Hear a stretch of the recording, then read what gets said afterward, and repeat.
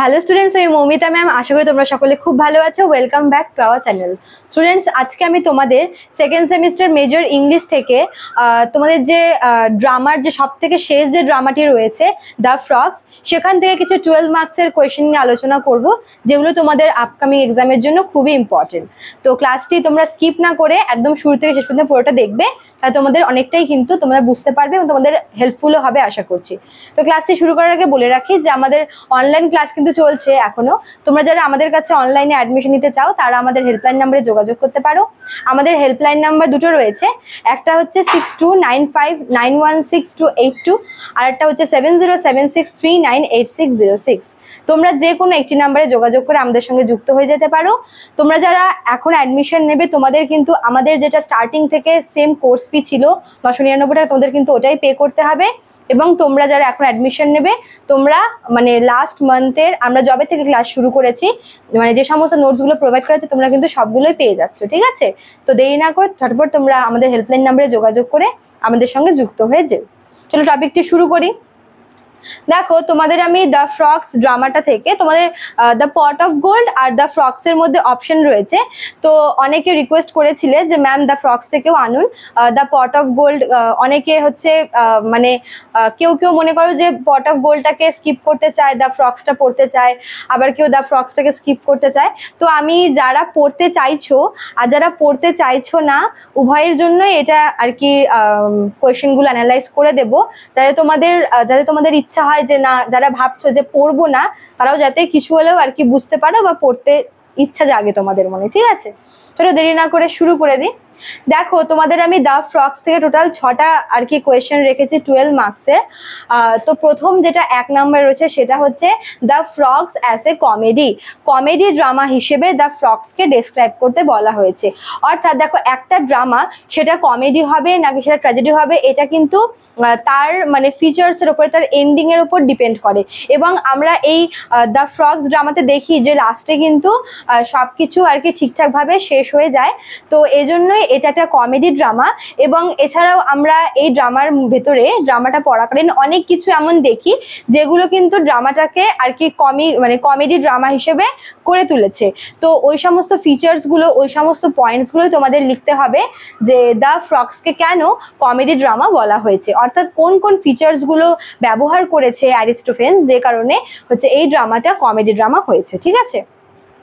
Next দেখো, question number 2, title of the drama. এই ড্রামাটার নাম দ্য ফ্রগস কেন? দেখো, নর্মালি যে মানে ড্রামার নাম যেহেতু এটা মানে কি হয় যে তোমার কিছু কিছু ড্রামা এরকম থাকে যে যেগুলোতে যেগুলো মনে করো যে তোমার বিস্ট নিয়ে যে সমস্ত ড্রামাগুলো তৈরি, যেরকম হচ্ছে ভলপনে রয়েছে একটা যেটা হচ্ছে বিস্টদের নিয়ে তৈরি। তো এরকম ড্রামার ক্ষেত্রে নর্মালি হচ্ছে ড্রামার নাম অ্যানিমালের নাম দিয়ে রাখা হয়, কিন্তু এই ড্রামাটা কিন্তু একটা কমেডি ড্রামা, ঠিক আছে?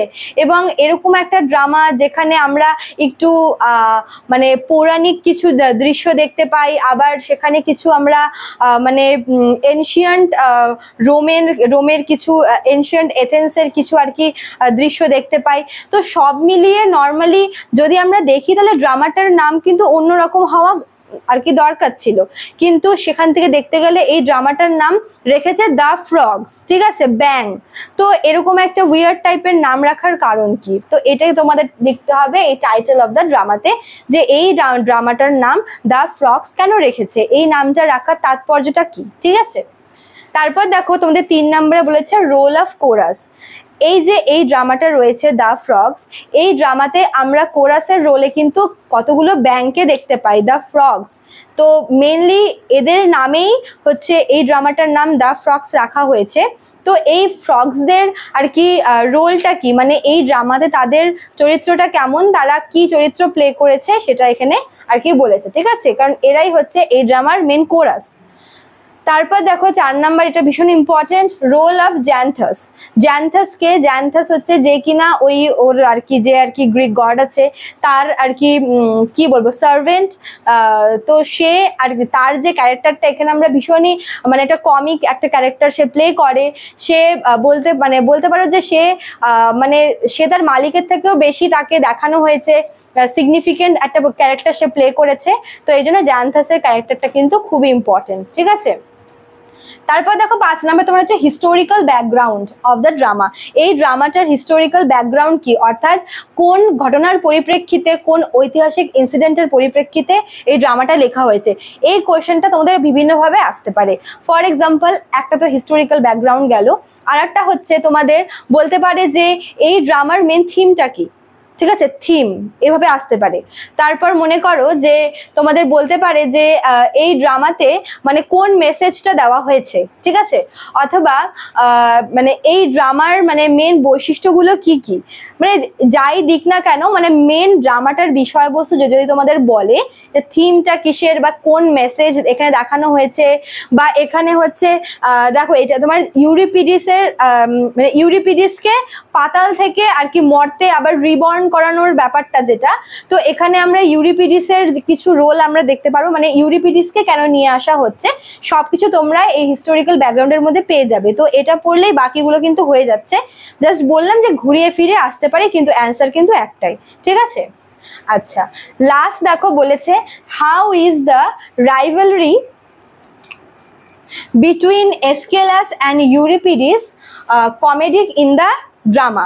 মানে এই ড্রামার আমরা শেষে দেখি যে যখন হচ্ছে ওরা হেডসে পৌঁছে যায়, ওখানে দেখে যে একদিকে এসকেলাস আর এদিকে ইউরিপিডিস দুজনের মধ্যে কি একটা রাইভাল শুরু হয়, একটা মানে বাক বিতর্ক দেখা যায়, ঠিক আছে।